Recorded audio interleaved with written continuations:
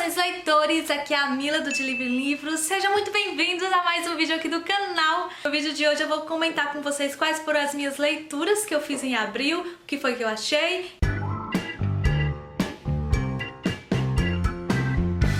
Vou ser bem honesta com vocês, o mês de abril me surpreendeu muito porque eu li mais do que o que eu esperava ler.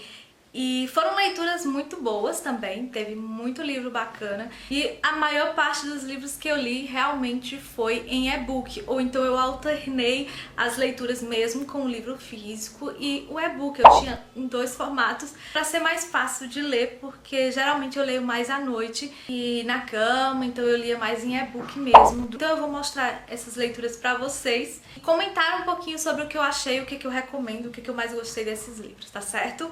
Então, o primeiro livro que eu li em abril foi um livro maravilhoso. Eu amei, apesar de que não foi muito bem o que eu esperava. Foi O Segredo de Helena, da Lucinda Hilley, publicado pela editora Arqueiro. Esse livro foi diferente porque eu estava esperando uma ficção histórica, porém ele é uma ficção mais contemporânea, apesar de ter aí um lapso temporal também de alguns anos, porém não é tantos anos assim. Aqui basicamente a gente vai acompanhar a história de uma família numa casa no Chipre. Então eu gostei muito porque a partir do momento que eu estava lendo esse livro, eu fui pesquisar mais sobre o Chipre e eu fiquei encantada com a paisagem, com a cultura, enfim, tudo isso. E eu amei esse livro, gente. É uma história, assim, que aquece o coração, apesar de que não correspondeu muito às minhas expectativas. Ainda assim, a Lucinda faz um trabalho maravilhoso com esse livro. Traz personagens muito interessantes, uma história que emociona bastante. É uma história de família, então é muito gostosa de ler, tá? Eu acabei me aventurando em um e-book que se chama Um Lugar Só Nosso, da Maureen Gou, publicado pela editora Seguinte. Eu me surpreendi muito com essa história porque de início eu não gostei dessa capa e parecia muito um romance jovem, né, meio que bobinho, assim. Mas eu resolvi me aventurar porque eu tava precisando de uma leitura assim mais leve, meio bobinha. Porém não foi tão bobinho assim o que eu encontrei dentro desse livro. A gente vai acompanhar esses dois personagens. A história basicamente se passa em um único dia. Dois personagens muito distintos que estão ali na China e vão acabar se esbarrando. É uma cantora famosa de K-pop, um aspirante a fotógrafo. Então esses dois vão se esbarrar ali. Ele conhece essa cantora de K-pop e acha que vai ter o furo do século, né? A partir do momento que ele vai poder relatar ali o dia dessa cantora. Porém, no decorrer desse dia, eles acabam trocando várias ideias e acabam se aprofundando nos sentimentos um do outro. E aí a gente vai ter temas sobre família, sobre sonhos, sobre lutar pelo que você quer, sobre ser estrangeiro. Então a gente tem vários temas assim muito importantes, muito necessários de serem refletidos assim. Mesmo eu não sendo mais uma adolescente, eu me identifiquei muito com aquelas histórias, com aqueles dilemas, com aqueles temas, porque são universais, gente. Independente de você ser jovem, de você ser adolescente, de você ser já adulto, você tem muitos questionamentos e muitas dúvidas a respeito do seu futuro, a respeito do seu presente e a respeito do caminho que você está trilhando. Então a gente tem tudo isso em um lugar só nosso. Então é muito divertida essa história.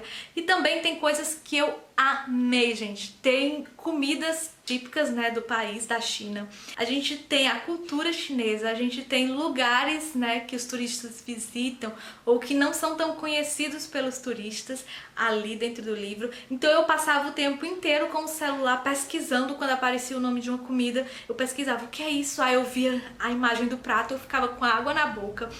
Eu ficava procurando o nome dos lugares que esses dois estavam visitando e eu ficava, nossa, que bacana, eu queria conhecer esses lugares. A gente conhece muitos pontos ali de Hong Kong, a gente conhece muito a cultura de Hong Kong. É muito, muito, muito legal, gente. Eu realmente, assim, fiquei muito imersa dentro dessa narrativa. Apesar de eu conhecer que o livro não é perfeito, claro que não é. É muito gostoso de ler, então eu super recomendo, gente. Então aí, depois dessa leitura fascinante que me surpreendeu muito mesmo, eu fui ler um livro que também me surpreendeu muito e foi um livro que realmente foi bacana eu ter lido nessa época, depois de ter lido um livro tão leve, que foi Os Ovos Azuis da Serpente, do Roberto Marcos.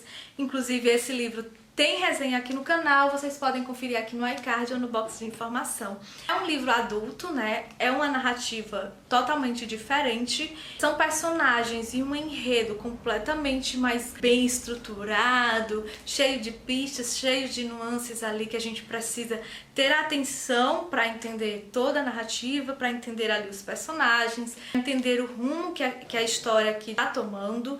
Mas foi um livro que realmente me surpreendeu e me encantou. E a gente tem muito romance aí comercial, que é quase sempre a mesma coisa, a mesma estrutura narrativa, sempre em primeira pessoa, sempre com aqueles personagens já clichês, sempre um enredo já meio que padrão. E aqui a gente tem toda essa quebra de paradigma. Roberto Marcos nos proporciona uma leitura extremamente e completamente original. Então eu acho assim super válido. Eu tava aí atrasada com o projeto de Agatha Christie, porque mês de março não deu tempo eu ler um dos livros, aí ficou 3 livros para eu ler no mês de abril, né, de Agatha Christie. Um pouco pesado, porque eu acho que 2 já é bastante, mas aí como eu não li, eu acabei ficando com 3 romances policiais para ler no mês de abril, então vamos lá, né? E 3 livros de Agatha Christie, cada leitura mais surpreendente que a outra. Então o primeiro desses livros, que era o que estava atrasado, que eu li foi A Mansão Hollow, né?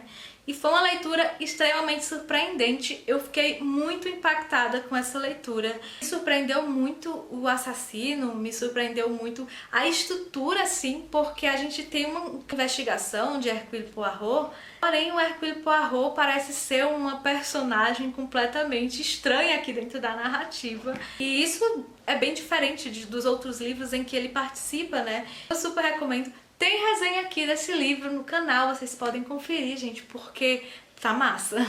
A próxima leitura de Agatha Christie, que era um livro que eu tinha que ler realmente no mês de abril, foi O Mistério dos 7 Relógios. E esse aqui, gente, eu amei tanto que dei 5 estrelas e favoritei, porque é impossível eu não ter gostado desse livro, gente. Tem os elementos mais maravilhosos de todos os livros que a gente espera, assim, de romance policial.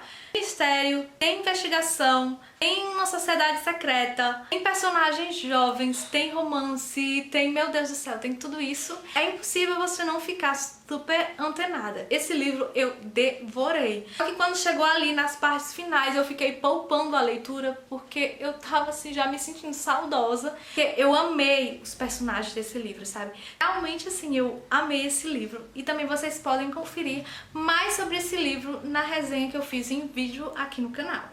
E por fim, o outro livro da Agatha Christie que eu tinha também que ler agora em abril foi Os Crimes ABC. Esse livro eu não sei se já saiu resenha aqui no canal, mas eu creio que sim. Vou deixar o link aqui no iCard também ou no box de informação. Esse livro também foi muito surpreendente porque a gente tem 2 características aqui bem marcantes, que não é um livro que me surpreendeu também, mas eu tenho algumas ressalvas, que não desmerece o livro de jeito nenhum, continua sendo sensacional e sendo maravilhoso. Eu gostei muito de Os Crimes ABC. Uma coisa que é interessante frisar é que todos esses livros de Agatha Christie que eu li tanto no físico, né, quanto no formato e-book. Eu sempre baixava ele em e-book pra ler, porque, como eu disse, eu não tinha muito tempo. E geralmente o tempo que eu tinha era um pouco antes de dormir, aí eu já queria deixar a luz apagada e ficar lá quietinha. Então era melhor eu ler no e-book. Então, e também li algumas partes no livro físico, tá? Mas fiz essa alternância. O próximo livro que eu li foi Notre Dame, do Ken Follett, publicado pela editora Arqueiro. Eu li em e-book e foi uma leitura assim muito bacana, porque eu nunca tinha lido nada do Ken Follett, mas ele é famoso pelos Pilares da Terra, né? E os Pilares da Terra, pelo que deu pra entender, inclusive eu tenho esse livro, mas eu nunca li, vai contar a história da criação, da construção de uma catedral, né? Então, quando aconteceu, quando a Notre Dame queimou, né? Teve lá o incêndio na Notre Dame, o Ken Follett acabou escrevendo um pouco sobre a história da Notre Dame, como que ela foi construída, quantos anos durou essa construção, algumas reformas pelas quais sofreu no decorrer desse tempo, até chegar ali no incêndio e como está sendo assim o processo de restauração, de reconstrução assim da Notre Dame. E foi muito interessante conhecer tudo isso, porque quem não se comoveu, né, com o incêndio lá de Notre Dame, quando quando eu acordei com essa notícia. Eu fiquei muito abalada, fui pesquisar na internet, vi as fotos, vi vídeos e o coração da gente acabou ficando assim bem apertadinho, porque, gente, eu nunca fui em Paris, né? Não conheço Notre Dame. Eu fiquei, poxa, agora mesmo é que eu nunca vou conhecer. A catedral pegou fogo. Agora estão reconstruindo e eu espero que realmente haja essa reconstrução. Tem muito, muito mesmo assim desse livro. Ele é um e-book pequeno, mas assim, muito bacana. E também toda a verba adquirida com a venda desse e-book é enviada para reconstrução da catedral, né? Então isso também é uma coisa bem social, bem legal também, tá? E por fim, o último livro que eu li em abril também foi um livro que me deixou muito surpresa.